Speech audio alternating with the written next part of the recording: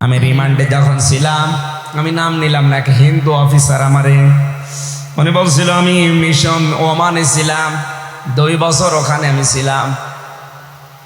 যে হোটেলে খাবার খেতাম, খুব ভালো করে মিলাবেন, 2টা বছর আমি ওই হোটেলে খাবার খাই, ওদের ভাষা আমার আয়ত্ত হয়ে গেছে।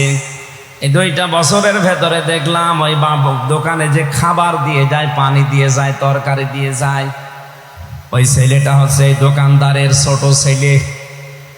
দোকানদার বসে ক্যাশ কাউন্টারে বসে টাকা গুনতেছে, আর ওই ছেলেটা সারাদিন ডিউটি করে, ওই কাজ করে, পানি দেয়, তরকারি দেয়, ভাত দেয়, এভাবে করে। ওনার একদিন জিজ্ঞাসা করলাম, আপনার নিজের ছেলে, আপনি এত বড় দোকানের মালিক, এত টাকা পয়সা, আপনার ছেলেটাকে ভালোভাবে লেখাপড়া করিয়ে একটা ভালো জায়গায় তুলে দিতে পারেননি? লোকটা ওনার ভাষা দিয়ে আমারে বসিয়েছে। কোরআনের একটা আয়াত পড়ে, সূরা তাগাবুনের 14 নম্বর 15 নম্বর আয়াত, ইয়া আইয়ুহাল্লাযীনা আমানু ইন্না মিন আজওয়াজিকুম ওয়া আওলাদিকুম আদুওয়াল লাকুম ফাহযারুহুম ইলা আখিরি আয়াত।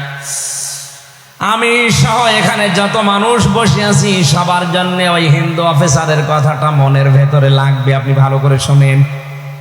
উনি আমারে বলছিলেন, ওই যে ওমানের ওই দোকানদার আমাকে বলছে, আপনি কোন দেশে বাড়ি আমি জানি না, আপনি জাতিতে কি আমি তাও জানি না, কোরআনের যে আয়াত পড়লাম আপনি কি বুঝেছেন? ও হিন্দু বেটা, ওর কোরআনের অনেকগুলো আয়াত দেখলাম ওর মুখস্থ আছে, আমি তো নিজেও হাফেজ। ও যে সমস্ত আয়াতগুলো বলছিল আমি থ হয়ে গেছি রিমান্ডে, কি বলে এটা হিন্দু মানুষ। আমার তো মনে হয় যতগুলো আয়াত আমার সামনে 10 দিন রিমান্ডে পড়েছে, ওর প্রায় 2-3 পারা কোরআন মুখস্থ হয়ে আছে। আমারে বলছে, হুজুর এই দুয়াটা, এই আয়াতটা যখন পড়েছে সূরা তাগাবুনের 14 এবং 15 নম্বর আয়াত আমারে শোনালো। আমি তো বাংলায় পড়েছি, আমি বুঝে ফেলেছি উনি আমারে কি বলতে চাই।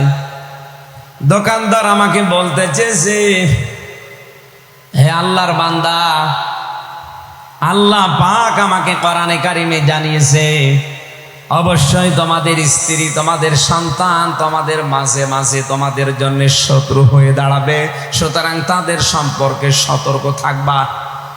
এটা আমার সন্তানের প্রতি আমার কিছু দায়িত্ব আছে। একে জন্ম দেওয়ার পরে আমি এর একটা সুন্দর নাম রেখেছি, আহমেদ আলী। কি নাম? এর নাম রেখেছি আহমেদ আলী।